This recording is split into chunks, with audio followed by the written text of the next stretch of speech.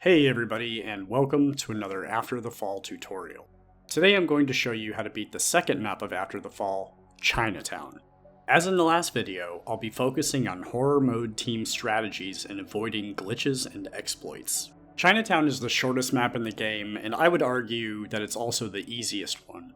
Players have been able to beat this map in less than 5 minutes on Survivor mode and less than 6 minutes on Horror mode, so it's a great choice for any challenges with a time limit, like speedrun Mutated Runs or working on the donut player skin. There are just a couple of tricky parts of this map, but otherwise it's very straightforward. If you have trouble with Nightmare or Horror runs, then I think you'll be surprised how doable Chinatown is with the strategies in this guide. One of the best aspects of Chinatown is the sheer number of explosive spores all over the map.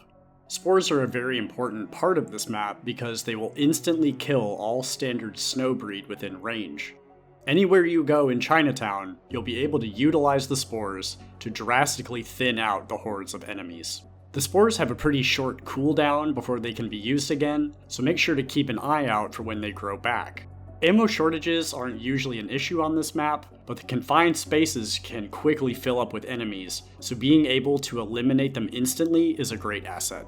Chinatown has lots of fantastic choke points, but you may often find yourself cornered with lots of enemies and specials coming for you. Insta-kill will be a huge help here, as will both types of shotguns. The most important thing is to be able to stagger enemies in order to block the rest behind them from getting to you. Saw blades work better for this map than they do probably anywhere else, so the more players using them, the better. If that isn't an option for you, shockwave devices will also work very well. Wrist rockets will help a lot for the outdoor areas where you have lots of time to kill enemies before they get to you, especially in the finale, but for close-up encounters, I prefer the other devices. Just like with Skid Row and every other map, the more items you have, the easier it will be to get through it. The high number of spores along the way will help you save your bombs for places where you really need them. There isn't much ground to cover in Chinatown, so it doesn't take too much time to bring a lot of extra items along with you. That being said, don't be afraid to use bombs, heals, or devices if you need to. You'll be able to purchase enough items right before the finale to get you through it, but the more you have, the easier it will be. Since spawns are highly randomized, Chinatown can surprise you with which spawns trigger and which ones don't each time you play it. The number of enemies is more or less fixed, so keep in mind that if one area is really light or totally free of enemies, you're going to have to make it up later. Sometimes this means a difficult area becomes a lot more difficult, or not difficult at all. So not all playthroughs of Chinatown are equal. If you're struggling with a match, there's a good chance that the next time you play, it may be a completely different experience. With all that said, let's load in and get shooting. We start out Chinatown in a safe room in a building upstairs. Buy your items and head out onto the overlook. This is a really fantastic starting point for this map because anything that wants to attack us has to climb up, which leaves them vulnerable while the climbing animation takes place. Your shotguns and devices will really shine here. This area has a very unique feature. The building on the right has a room that you can enter and close the doors, leaving the enemies unable to get to you, but they will still try. If someone is holed up in the building, almost every enemy in the area will head towards this room and stand outside of it, unable to get inside. This allows the rest of the group to shoot the horde with only the occasional stray breaking away and heading toward them. I'll admit this tactic is very cheesy and definitely not necessary to beat this map, but I want to let you know about it so you can make that decision for yourself. One big thing you need to plan for is that there is a high likelihood for a spawn in the room. The rule of thumb is that if there is a sprawl blocking the way into the left building, the room will be clear. If there isn't a sprawl, enemies will spawn in the room. We'll talk about how to handle that in a moment. Go ahead and take out the standers and decide who is going to jump down. It's safest to send one person, but at the very least you should probably leave one person upstairs. If you're using sliding movement, be very careful not to get too close to the ledge or you'll automatically drop down. Teleporters have to manually jump down from the overlook, so you can get close to the edge without having to worry about slipping. It's easy to switch to teleport movement just for the time that you're upstairs, since you won't need to move much. Then switch back to sliding when you're ready to go down. There's nearly always a wave that spawns here as soon as a player hits the ground. The spawn can be just one small group or a series of waves lasting several minutes. The enemies can spawn from the buildings and alleys on the left and right, as well as from the courtyard across from this one. Specials will drop down from the buildings on either side. Whoever jumps down can run straight into the building I mentioned and shut the door, and then fight whatever spawns inside if something shows up. You can use your pipe bomb from the starting safe room to kill the enemies that pop out of the wall, and then kill the rest one by one as they trickle in. Don't forget, you can shoot your pipe bomb to explode it immediately, so you don't die while you're waiting for it to go off. It's also possible to hold out in the open, either standing your ground in a corner or running circles around the center. Don't stress if you die here, the rest of the team can finish things off from upstairs. If you aren't getting any attention at the ground level, it's very easy to shoot the enemies climbing the wall to get to the others. If you're part of the group staying upstairs in the building, your job is very simple. You have lots of time to shoot anything headed your way, and when they do make it to you, it's like shooting fish in a barrel. If you get overwhelmed, this is a great place to use your pipe bomb from the safe room to take out a ton of enemies at once. If the enemies make it over the balcony edge, keep backing up in the room and use your wrist devices or bombs if you need to. Make sure you push back up to the drop down when there is a lull in the wave so you don't get stuck at the back. It's crucial to hold the ledge and keep them from getting over it. If you choose to send someone into the room and shut the door, it's very important for everyone not to shoot the door itself or it will open and let everything inside. Have the bait player stand against the left wall and the horde will move to that side and try to get to them.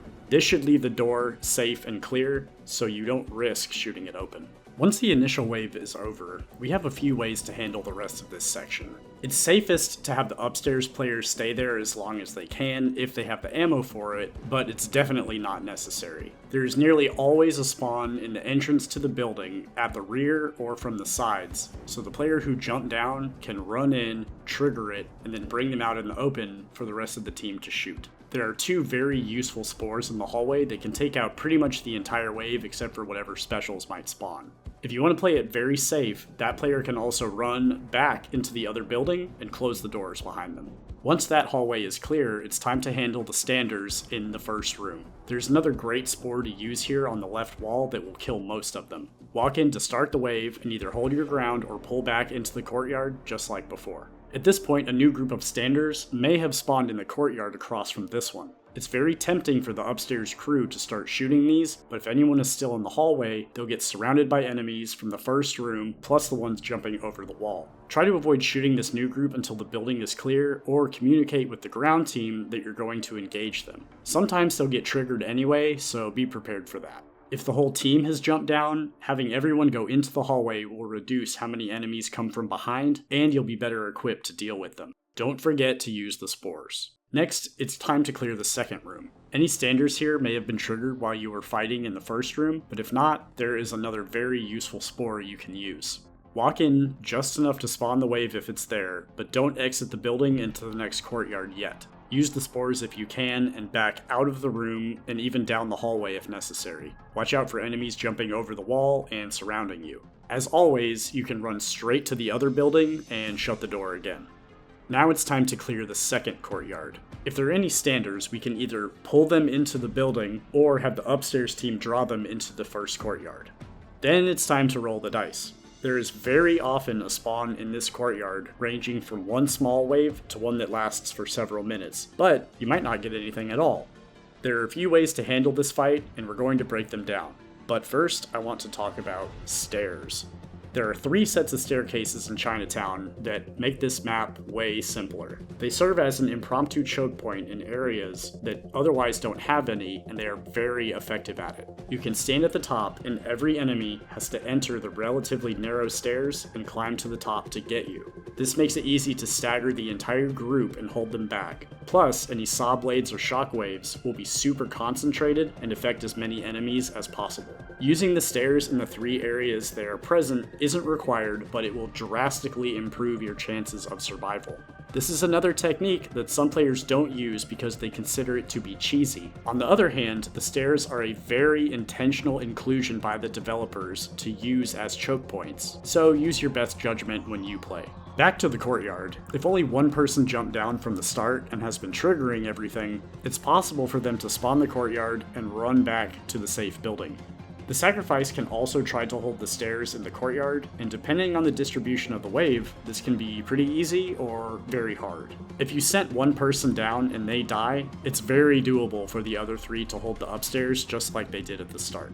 If the rest of the group jump down or is running low on ammo, everyone can head for the stairs together, but make sure nobody runs ahead and spawns the wave too early. You can also split the group into 2 teams where 2 players stay up and the other 2 head for the stairs. This can work well, but if either team can't hold their side, the other 2 players will have to finish the wave. The enemies here can go for the players at the start or the players in the courtyard, so everyone needs to be prepared to fight. Holding the first set of stairs isn't too bad. You have a spore on the roof where the enemies can drop down, as well as a spore right next to you in case you get overwhelmed. Saw blades and shockwaves are devastating on staircases and can instantly clear out anything on them. Specials can spawn in the room behind you and will walk around to the bottom of the stairs before climbing up. If a gunner spawns in that room, it may just stand there and shoot you from behind, which will quickly kill the team, so the insta-kill players should be ready to take it out as soon as it appears. If an eater spawns, it also has to walk past the group to get to the stairs, so if you kill it too soon, everyone will be blinded or killed. Try to wait until it's near the bottom of the stairs before you kill it to minimize the damage to the team. I mentioned in my Skid Row tutorial that using a green juice booster will instantly cure eater blindness, so be ready for that if an eater gets too close. Once the waves are done, we are ready to head inside. Don't forget to bring any of the items you bought at the beginning of the game. There may be some remaining enemies from the courtyard waves, so shoot those if they're behind the sprawl, or use saw blades or a pipe bomb if they're behind the doors.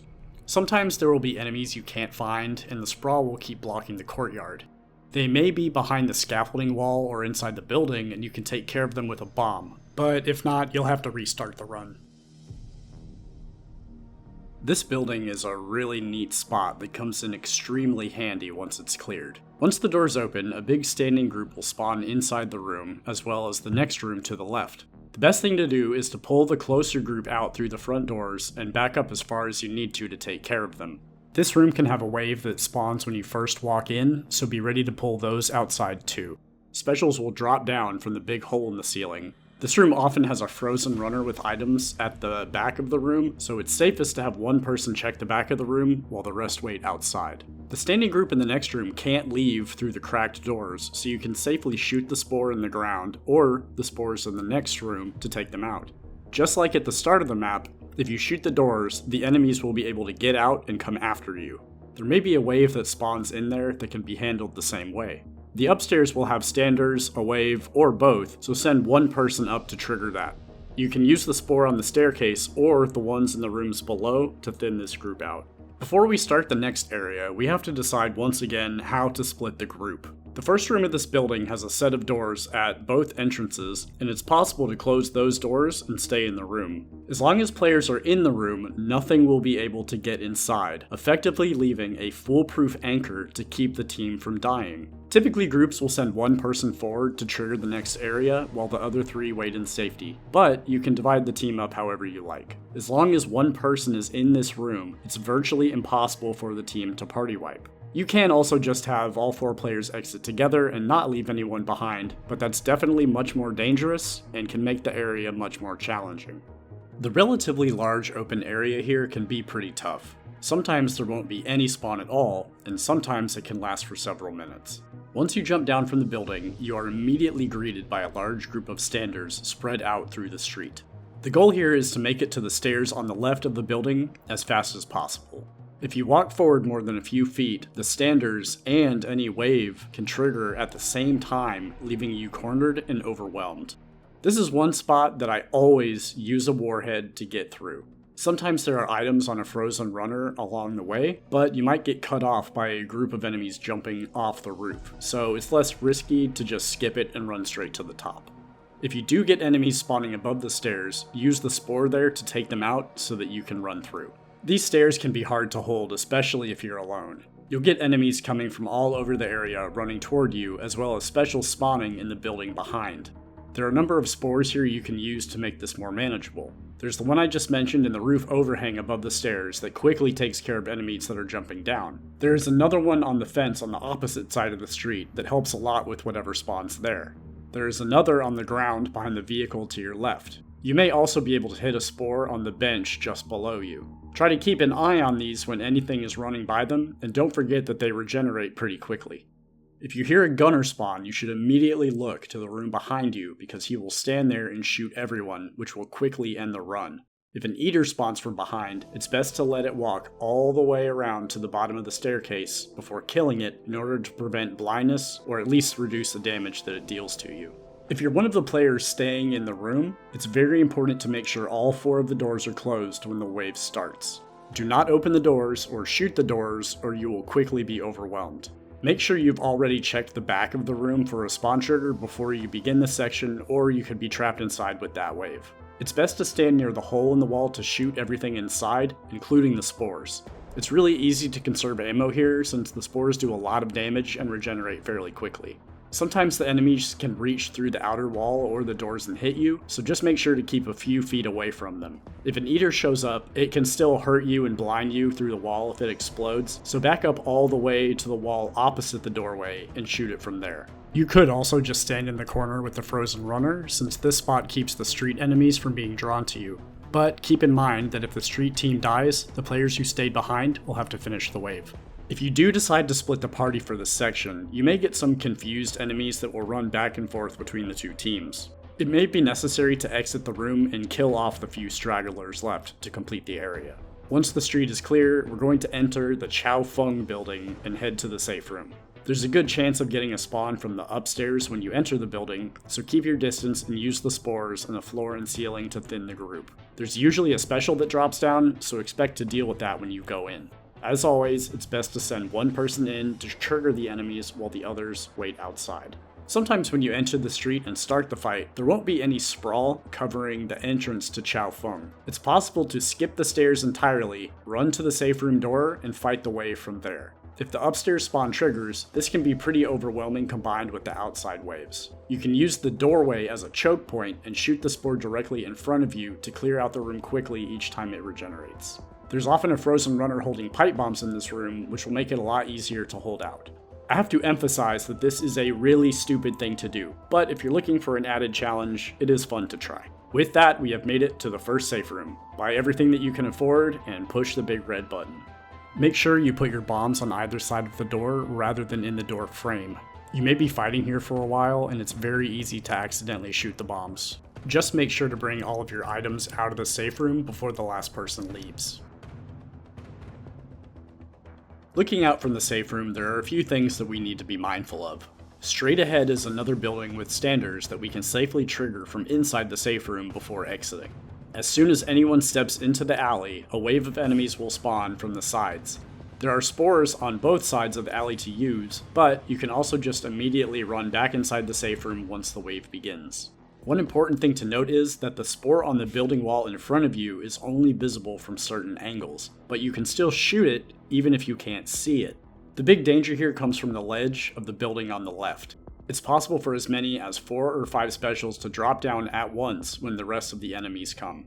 These can be a big problem as they're all standing on top of each other, effectively shielding the rest from damage.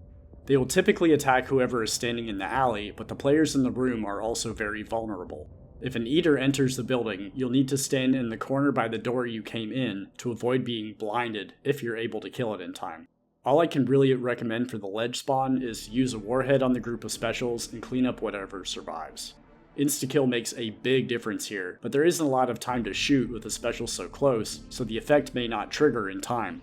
You can definitely do this part without insta-killer bombs, but the close quarters make it a challenge. The saw blades and shockwave devices work very well with the narrow door and the cramped safe room, as does a pipe bomb. From this point until the area beyond this building, it's perfectly fine to leave players in the safe room and use the door as a choke point. You can send one person forward to trigger the waves, or have one person stay back to hold the room open in case the others need to run back. The building across the alley has standers immediately inside and to the right. It's best to send someone to trigger them while the rest wait in the safe room or the alley. Use the spore on the wall to take them out and shoot the rest. You can send someone back in to trigger the wave in the next room as well. The enemies can come from 5 different spots. 2 on the left wall, 1 at the back of the room, 1 on the right wall, and specials can spawn at the top of the stairs and walk down. There are a couple spores in here that are really helpful depending on where the enemies spawn. They won't help if you get the spawn immediately on the left, and those may trap you in the room if you run in. But if the spawn comes from another direction, I like to wait for a few to show up, shoot the spore, and then back out. You can shoot the spore on the right wall to hurt any specials that are coming down the stairs, but they will still have lots of health left by the time they get to you. I see a lot of people try to hold out behind the bar in the first room, but you're definitely not safe there, and for me, it isn't worth it. Instead, I like to back out of the room into the alley so I can use the spore on the wall again, and even back into the safe room if it's still being held open by someone inside. This is a good time for everyone to leave the safe room, but it's not required. Make sure everyone has the opportunity to fill up with the safe room ammo box before the last person leaves and the door shuts. And don't forget your items. Grab the items out of the drawers, and then it's time to head upstairs. This whole area is packed with spores that will really make things way easier. You can usually take out most of the standers in the first room upstairs using a spore or two, but if any survive, back down the stairs and use the spore at the top of the staircase to finish them. This particular spore is really valuable since it protects the only way enemies can get to you for the rest of this section. If you get pushed down the stairs, the spore on the downstairs wall can help clear the stairwell very easily. Have someone walk in and spawn the wave while the rest wait downstairs. The enemies will come from the ceiling and walls, and you have a few seconds to shoot the nearby spores to thin them out. Just like with the standers, back down the stairs and use the spore at the top to kill them. If you get pushed down the stairs further, remember there is a spore on the wall downstairs that will do damage to anything coming down. You could also get a spawn from the ceiling immediately to the left of the stairs, but there's a spore over there that you can use too. As soon as someone steps foot in the next hallway, you'll get a wave coming from the ceiling and from the back of the hallway. There's a spore at these exact locations that you can use to more or less completely eliminate this wave. Wait a couple seconds for everything to make its way into the hallway and then shoot the spores. You'll often get a special at the end of the hallway, but with the smaller enemies gone, it shouldn't be too much of a problem. Definitely watch out for chargers because they will sprint from the hallway all the way down and smash anyone still standing at the entrance. If you do get a lot of leftovers here, you can pull them into the room to use the spores, or back down the stairs and use the spores there. At this point, it's time for anyone who stayed behind to come upstairs and head to the bridge. Otherwise, you risk having something spawn behind you and taking you by surprise. There are usually standers on the ground on the left and right, standing near two spores, so you can use those to take them out. Once you're ready, send someone out onto the bridge to start the next fight. There are two different possible spawns we can get here. The first is pretty short. A wave spawns from the building on the other side of the bridge, including a few specials. You can try and hold the bridge, or bring the group back down the hallway and use the spores. Be careful not to stand in the path of gunners and chargers and keep your distance if an eater comes. You can easily identify this variation because there won't be any sprawl covering the exit. The second scenario will cause sprawl to block the other side of the bridge and you'll be stuck fighting at the bridge for several waves. The enemies can spawn from every direction, but the main thing to watch out for is that they can drop off the roof directly in front of you or even on top of you if you're underneath it. If anyone is standing on the bridge, they can quickly get isolated from the group and die. It's best for everyone to stay in the hallway, shoot the enemies climbing up onto the bridge, and use whatever spores you can hit until everything is dead. Don't forget you can back down the hallway and into the room with the other spores, but don't go downstairs. It's very tempting to stay out on the bridge and shoot everything climbing up to you, but it's also very dangerous. It is very useful to have someone who can watch the roof and call out when enemies are about to drop down, but you have to weigh that risk with how well that person is able to hold the bridge. If you do stay outside, make sure to utilize all the spores around the courtyard and focus fire on the enemies climbing up the bridge. If you get overwhelmed, you can always run back in the building with the rest of the group. You could split the party evenly between inside and outside, but I wouldn't recommend it unless you're very experienced. One other thing I'll mention is that you can lock yourself in the bathroom to avoid being hit by everything except exploding eaters. But that's really only useful if you're going for a no damage received run and your team can pick up the slack. Once the fight is over, it's time to clear out the building ahead. Send one person in to trigger anything inside the first room and fight them from the bridge. Even if nothing initially spawns in this room, it's possible to get a wave when you get closer to the safe room, so stay outside until you're sure everything has been taken care of. Next, you'll need to clear out the standing group in the office beyond the bathroom. The door will be cracked and the enemies can't escape the room unless you open the door all the way. You can shoot all of these through the opening with guns or wrist devices, but if you shoot the door, it will open and release the standers. It's also possible to close the door and kill everything by shooting saw blades through it, or by throwing a pipe bomb. When the standers are dead, have your sacrificial player enter the room to trigger anything inside while the rest wait at the bridge. You will very often get specials that spawn in that first room after the bridge, so the crew waiting nearby needs to be ready. Don't forget you can back up into the hallway or even the room before if you need to. Now you're free to open the final safe room. If you don't want to carry all your items from the previous safe room to this one, there's a hole in the ceiling of the first building you entered that will send anything you throw into it into the final area. Head inside and purchase your last set of items, and prepare yourself for the final showdown. The Chinatown finale can be among the easiest in the game. There is a final set of stairs here that will make this fight fairly trivial if you have some bombs and wrist device charges saved up. If you've been using stair strategies throughout the level, I would definitely recommend doing the same thing here. If you do, this fight will take place in 2 phases. For the first phase, the team will hold the staircase as usual. For the second phase, the team will evacuate the stairs and fight the Smasher on the ground.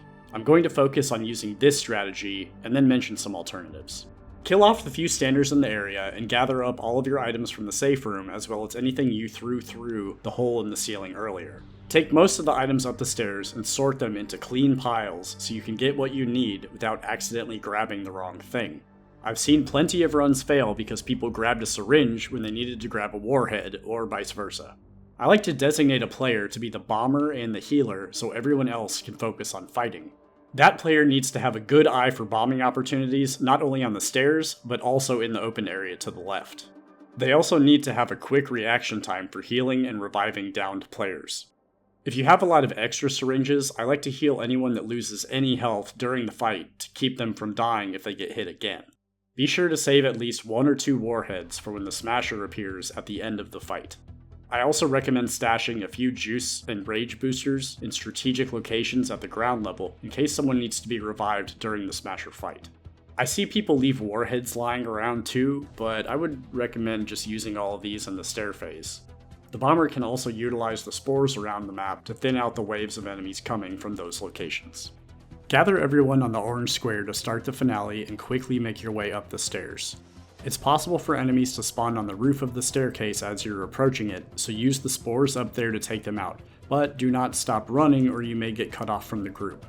Make your way up the stairs and get into position. The bomber/healer should stand all the way up against the boxes on the catwalk. The other 3 players should stand a little in front of the bomber because it's very difficult to heal people when your bodies are colliding. I will typically ask people to stand on the top stair. That gives them plenty of space to utilize the stairs as a choke point and gives the healer some breathing room to work with items. It's especially helpful if some of the players focusing on shooting can crouch or even lower their height setting so that everyone can see and avoid friendly fire. That said, don't stand too far down the stairs or it will be a lot harder for anyone to revive you. If someone does go down, get them up as quickly as possible. And as always, don't forget to take advantage of your wrist devices. Another option for this phase is to leave someone down at ground level to distract the enemies by running around while the other players kill the enemies from a distance. This can work well, but more often than not, I see the runner die and the rest of the group is down a player for the rest of the finale. If you're a skilled teleporter, feel free to give it a shot, but I personally don't find it worth the risk. If you've been avoiding using stairs as choke points, your other options for this fight are somewhat limited. You can hold out in the corner opposite the stairs and take advantage of the spores around the map, but the spawns to your left and right don't give you a lot of time to kill them before they're up on you. The enemies can also drop down right in front of you. This can be a fun challenge, but it's very dangerous and a lot harder to pull off. If you're aware of any other good places, I would be very interested in trying them, so please let me know in the comments. After a few minutes, you'll hear the audio cue for the Smasher and he'll jump into the arena. At this point, it's time to get off the stairs as quickly as possible. If you stay up there too long, the Smasher will block you in and you will die. The bomber should throw strategically placed bombs to maximize the amount of enemies killed and establish a nice, clear exit path for the group. At minimum, throw one at the bottom of the stairs and one just to the left of the stairs on the ground. As all of you exit the stairs, use your wrist devices to clear out anything in front of you. If you're a fan of stupid ideas, you can also stay on the stairs and try to kill the Smasher before it gets to you, but I have to emphasize, that is very stupid. For the second phase of this fight, the objective is to kill all of the remaining standard Snowbreed and specials while dodging the Smasher. There may still be a few spawns coming at this point, but they should be relatively small and easy to deal with. There are some really useful spores in this area that you can take advantage of if you're being chased. If anyone dies during this phase, make your way to where you stashed the extra healing items and get them up quickly. If anyone died on the stairs trying to get out, I find it's usually not worth risking your life to go and revive them. You don't want to get cornered and needlessly die. And definitely do not go to the top of the stairs if you left any syringes up there. With all of the weaker enemies gone, killing the Smasher should be no problem. Just avoid standing still and make use of the obstacles around the area to protect yourself. The Smasher can't charge directly through the tower or behind the car, so you can run around those and he'll follow you at his normal speed. Don't forget that the Smasher's attacks have a much wider range than the animation actually shows, so keep your distance if you do stop to shoot. Once the Smasher is dead, Chinatown is safe once more. Collect all the extra syringes and use them on your teammates to get credit towards your Dalmatian skin. That brings us to the end of this guide. I hope you're able to take away something from it to help you beat this map on whatever difficulty you may be struggling with. If you have any questions about Chinatown or anything After the Fall related, please feel free to reach out. Thanks for watching, and I'll see you in the next installment in this series, Union Tower.